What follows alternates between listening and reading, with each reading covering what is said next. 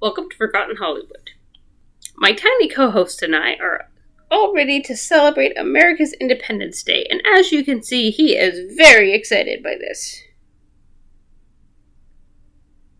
That was perfectly timed. As yet another hero film fails to impress, I find myself seeking out a time that heroes had virtue and character, when filmmakers and actors cared more about telling a good story than shoehorning in the message. One of my childhood favorites is The Rocketeer. The Rock of who? Okay, so he's not quite as well known as Superman, Batman, or Spider-Man, but he does fall in the same category. In the 1991 movie, our hero is Cliff Secord, played by Billy Campbell. His Alfred is P.V. Peabody, portrayed by the late, great Alan Arkin. Other cast members include Jennifer Connolly, Timothy Dalton, and Paul Sorvino. The setting is 1930s Los Angeles, where pilot Cliff Secord is training for the national air races. Fate steps in, leaving him down one plane and the unintentional owner of an experimental jetpack. He is excited to try it out.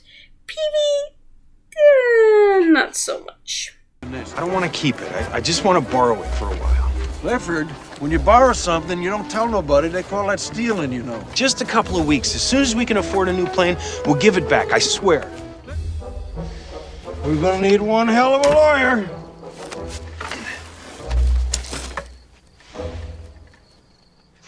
I think we're gonna need a helmet.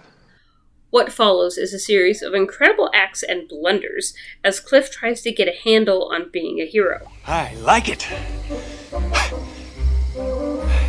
All the while dodging feds, mobsters, and German soldiers who want the rocket for their own purposes. I won't give away the end of the movie, but it is a fun ride and a nice break from modern Hollywood. One thing about the movie I didn't notice so much when I was in kindergarten was the quality of the characters. Cliff Secord embodies the American dream, starting from nothing, working hard to gain success, stability, and a future with the woman he loves, no matter what setbacks are thrown his way. The female lead is courageous, resourceful, without overshadowing anyone. She has her own story arc that intertwines with Cliff's, but Jenny can stand on her own in a scene. The villain, interestingly enough, is from top-level Hollywood, working to undermine the American way of life. Not that Hollywood would ever do such a thing. Even the bad guys are interesting, all three levels of them. Closest to the good guys are the feds, who want to lock Cliff up for the rest of his life, but at least they wouldn't shoot him. Intentionally. Next are the mobsters, run by a perfectly cast Paul Sorvino as Eddie Valentine. Yes, they are willing to shoot Cliff. Yes, they are pretty ruthless. But even they have the limits for how far they will go. I may not make an honest buck, but I'm 100% American. Last are the German soldiers. If you read a history book about a certain political party, I think you know all you need to know about those guys.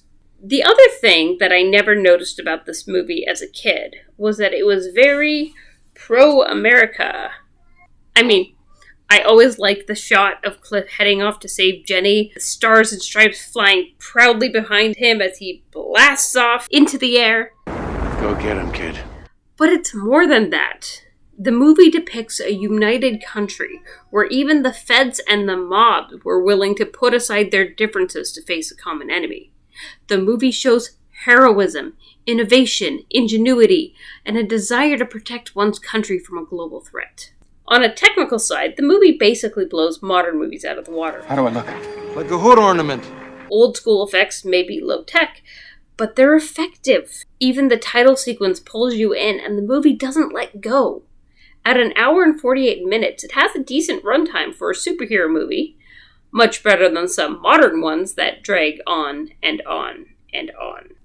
While it is a family movie, there are a few things that scared me as a child, including a couple of brutal deaths. Not extremely graphic, but enough that I would make an excuse to leave the room once I was old enough to understand what was happening. The strong language is on the lighter side, about the same as would be allowed on most TV channels, and other than one older guy ogling Jenny, the sexuality is virtually non-existent. If you're tired of modern politics being shoved into every corner of an action movie and just want to see an average guy bumble his way to greatness, I highly recommend The Rocketeer. Thanks for watching. What are your thoughts on the movie? Have you seen it or plan to? Let me know in the comments, and don't forget to like and subscribe. Click the bell for notifications, and I will catch up with you next time.